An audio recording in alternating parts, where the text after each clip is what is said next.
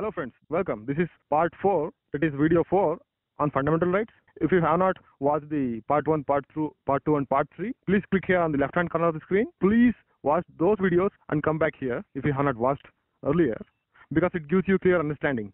Okay, in this part we are going to learn from article 23 to article 30. There is right against exploitation, right to freedom of religion and cultural and educational rights. Under right against exploitation, there are two articles, that is Article 23 and Article 24. Article 23 provides for prohibition of traffic in human beings and forced labor. Article 24 provides prohibition of employment of children in factories, child labor. It prohibits child labor, Article 24. And right to freedom of religion has been provided under Article 25 to Article 28. Article 25 provides freedom of conscience and free profession, practice and propagation of religion. Article 26 provides freedom to manage religious affairs. Article 27 provides freedom from taxation for promotion of religion. Article 28 provides you the freedom from attending religious instructions. And these are all articles related to right to religion. Article 29 and Article 30 provides cultural and education rights to the citizen of India. Article 19 provides protection of interests of minorities. Article 30 provides the right to minorities to establish and administer educational institutions. Let's learn in detail each and every articles. The first is right against exploitation. Article 23 provides prohibition of traffic in human beings and forced labor. What's the meaning of this? Here, the traffic in human beings means selling of men, women, and children like commodities. You might have seen in old Bollywood movies, children and women were sold as commodities and for prostitution. No wonder it is still existing throughout the world. It's pity. And immoral traffic in women and children, slavery, and these are all called traffic in human beings. And the term forced labor means forcing a person to do a certain work against his will and to force him to work without any remuneration. This is similar to bonded labor, traditionally called jita or veti. Earlier, during British period, the zamindars and moneylenders provided loans to the tenants and agriculturists at very huge interest rates and then forced them to work freely in the land of the zamindar in lieu of interest rate payment. This had been prevalent throughout the colonial rule. So, Article 23 abolished forced labor. But still, this practice has been followed in industries like brick kiln, granite industries, tobacco fields, and this is illegal. For this, the Parliament enacted various acts to implement this fundamental right. The Bonded Labor Abolition Act 1976 and Minimum Wages Act 1948, Contract Labor Act 1970, Equal Remuneration Act 1976, and various other acts. And also, as like all other fundamental rights, it also has an exception, Article 23. It permits the states to prescribe a compulsory service by citizens for public purposes. For example, military service. Imagine if India broke out a war with China or Pakistan, if India is in need of personnel to fight and defend the country, it can compulsorily instruct the citizens to enroll as defenders of the country. There is a provision in the Constitution for this.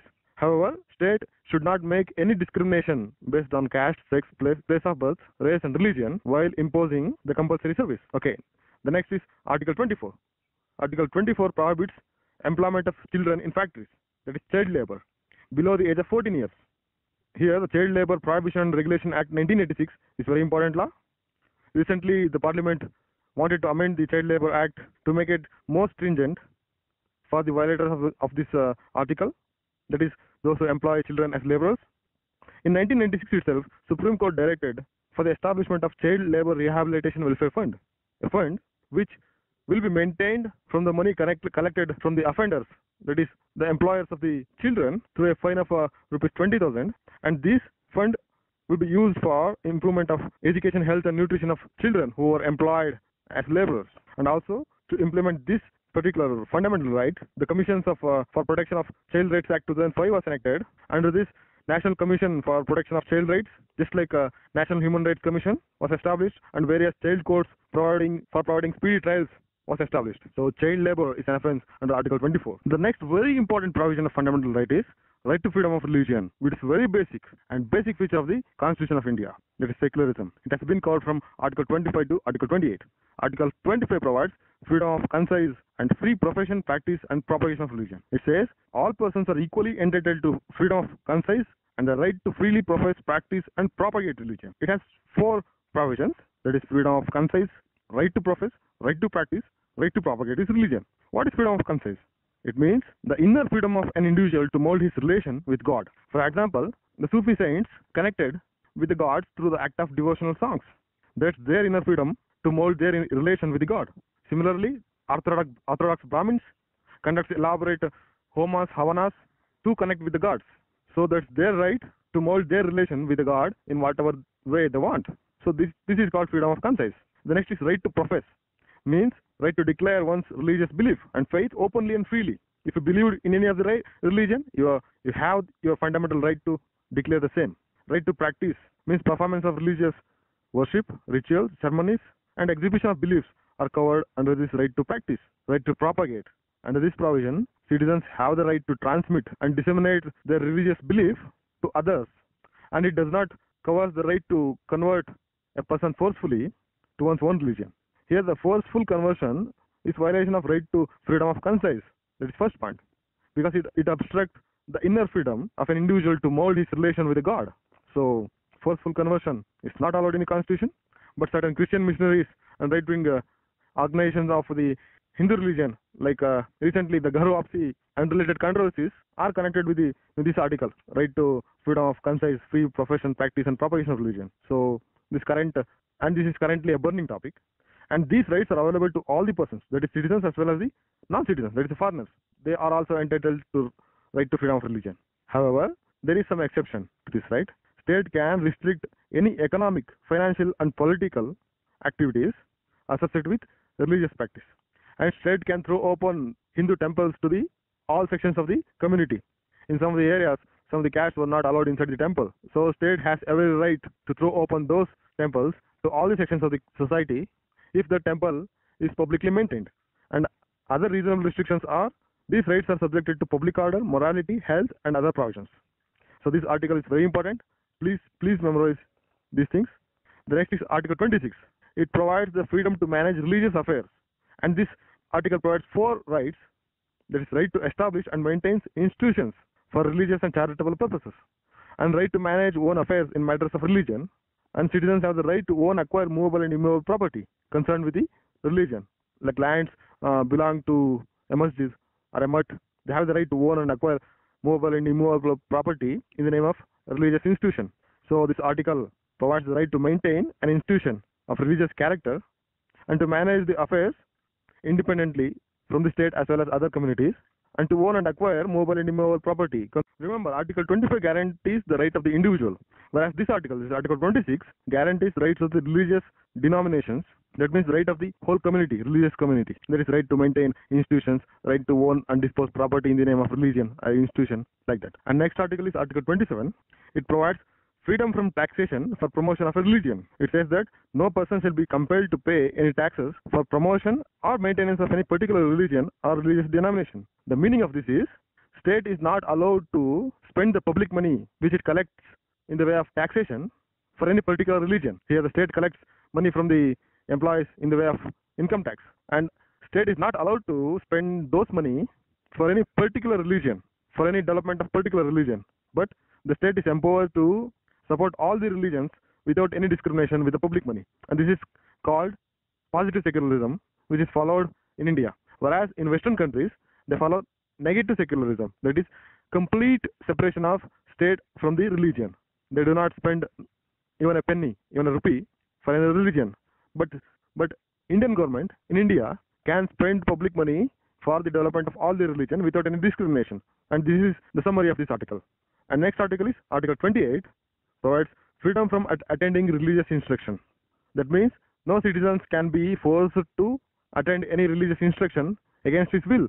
So Article 28 says, no religious instruction shall be provided in any educational institution wholly maintained out of state funds. But this provision is not available to an educational institution administered by the state, but established under any endowment or fund or trust, which requires imparting religious instruction in such institution. That means institution with a religious character. For example, Ramakrishna Math, Ramakrishna Ashrama. And this article also provides another right, that no person attending any education institution recognized by a state or receiving funds from the state shall be required to attend any religious instruction or worship in that institution without its permission. Means no person shall be forced to attend religious instruction in any institution which takes funds from the government. So the citizens are free to choose whether to join, whether to attend the religious instruction, and that is within his own option. And next section is cultural and education rights under fundamental rights. Here the two articles are there. Article 29 provides protection of interest of minorities. This article read like this. Article 29 provides that any section of the citizen residing in any part of India having a distinct language, script, or culture of its own shall have the right to conserve the same. Means citizens having a unique language, a script, or a culture has the right to conserve his own culture, and this is protected by the fundamental right under Article 29. And second provision, no citizen shall be denied admission into any educational institution maintained by state on the grounds only of religion, race, caste, or language. That means state should not discriminate while providing education based on race, religion, caste, or language. This is very important. Article 29 is available to both religious as well as linguistic minorities. But the Supreme Court held that this is available to both minorities as well as the majorities, because in the article it was mentioned that any section of the citizens residing in any part of India having a distinct language, script, or culture of its own. So any section refers to both minorities as well as the majorities. So this is important with respect to prelims, multiple choice questions. So remember this. So this article provides the right to protect the language, culture, and customs of minorities as well as the majorities of India. The next right is Article 30. Article 30 provides rights to minorities to establish and administer educational institutions. Means it provides the right to the minorities to establish their own educational institutions as well as to carry out the administration of those institutions. Here, unlike Article 29, this provision is available only to the minorities, that is religious as well as the linguistic. But in Article 29, that is available to both minorities as well as majorities. Notice the difference. Okay. Recently, Supreme Court held that the provision under right to education, that is the compulsory reservation of 25% of the seats to the economically weaker sections of the society in private educational institutions, is not applicable to the minority educational institution.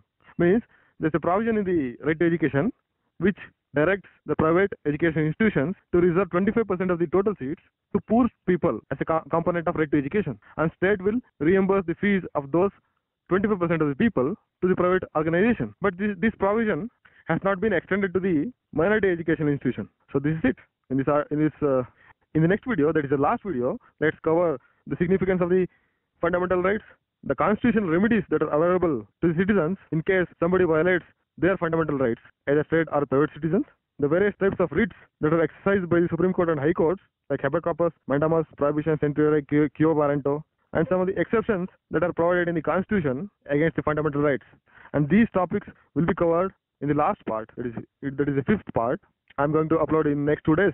Please provide me the feedback, and if there are any doubts, please comment in the comment section. I try to clarify those things. And if you want video on any other topic in this series, please let me know. I try to make videos on those topics. Thanks for watching. Please subscribe to the channel.